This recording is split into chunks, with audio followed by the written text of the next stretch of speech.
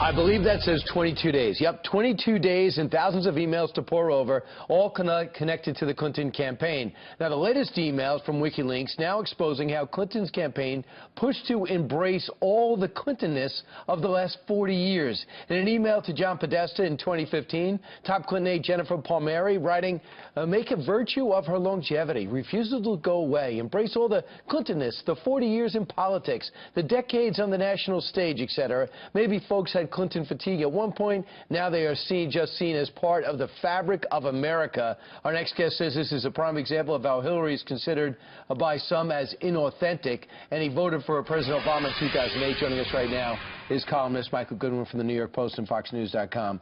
Michael, are you surprised about that strategy? Embrace the Clintonness? Well, what struck me about that email, Brian, which it goes on, there's quite a long trail to it, it is essentially this idea that we don't really know who she is. She doesn't know who she is. Her staff doesn't know who she is. Let's portray her this way. There's one line that says, the media will buy this, as though she has to pretend to be somebody she's not. And I think it's true that in the end of the day, she doesn't know who she is, that this inauthenticity rap on her is very fair because she is so calculated about appealing to the middle class. Every politician has to appeal to the middle class. That's where the votes are, as Willie Sutton might have said. But this thing that she can't do it naturally just jumps out off the pages. A huge one, and you know John Podesta is going to be basically running the country if he becomes chief of staff, because, you know, the damage he did for Barack Obama getting the whole executive order thing done.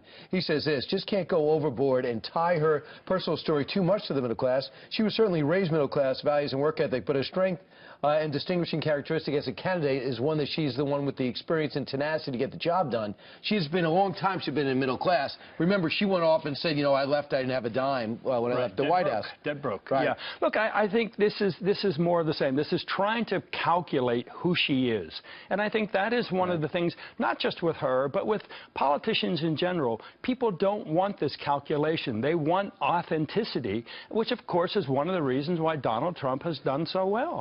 And one of the reasons why Donald Trump hasn't is because he's gotten in his own way, stopping people from really looking at some of these revelations here by coming out, going after Miss Universe and going after with the women who have come forward and dwelling too much time on that. Up until Wednesday, we have a situation where it's a 4-point race. Do you know in July it was a 4-point race? Right. So if you were to believe the Washington Post and ABC poll, you're going to say it's a 4-point race. What does Donald Trump have to do? Well, look, I think that talking about authenticity, he's authentic to a fault.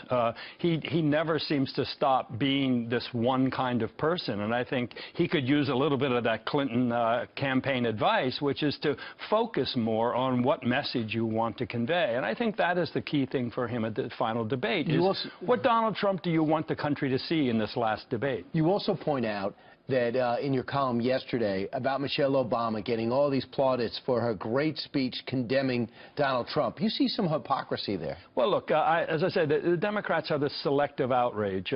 Bill Clinton was never attacked by Democrats over the sexual issue, or by the vast majority.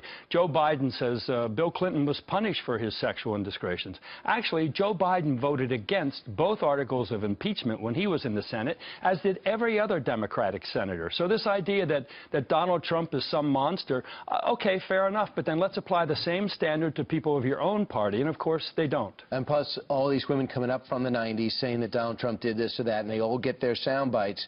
But there's a Juanita Broaddrick sound bite, evidently, of talking about how Hillary Clinton tried to intimidate her at a party. We can't get that tape out of NBC, but we were able to get the Access Hollywood, the raw footage from the Billy Bush interview. Right. Look, Brian, I've written a lot about media bias and also the campaigns itself. I believe that if we had one single standard for everybody, this country would be a lot better off, and I think most Americans would trust their government more. But it's a sense that everything is tilted to favor people on the basis of partisanship rather than the actual real results that they produce. I think that is what is turning so many people off to politics. All right, Michael, we'll talk to you more about it on radio if that's okay. Look forward to it. All right.